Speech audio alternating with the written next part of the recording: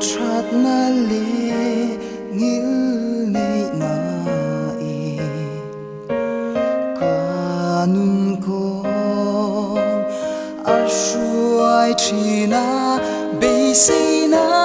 thari ni tan kanu he thin lung hian lalpa chu chuang ro se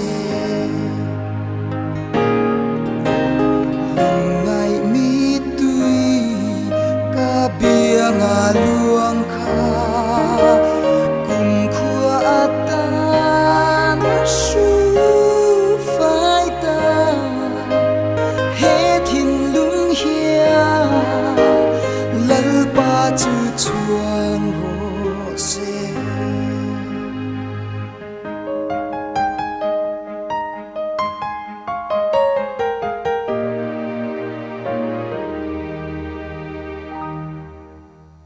arel thiam nge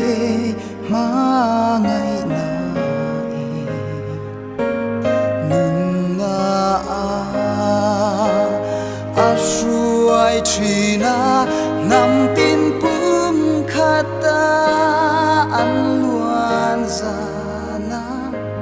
he thin lung hia lal pa chu chuang ro se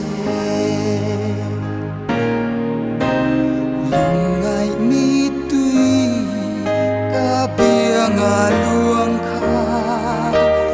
kum khua atan shu phai ta he thin lung hia lal pa chu chuang ro se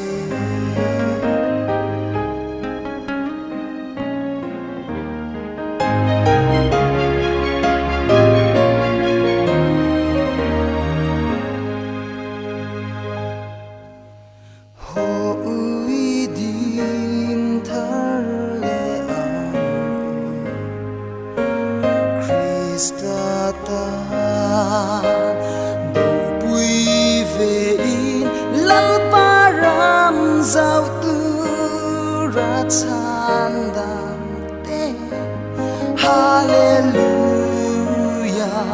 lal pa chu chuang ro se lungai mi tui ka bianga luang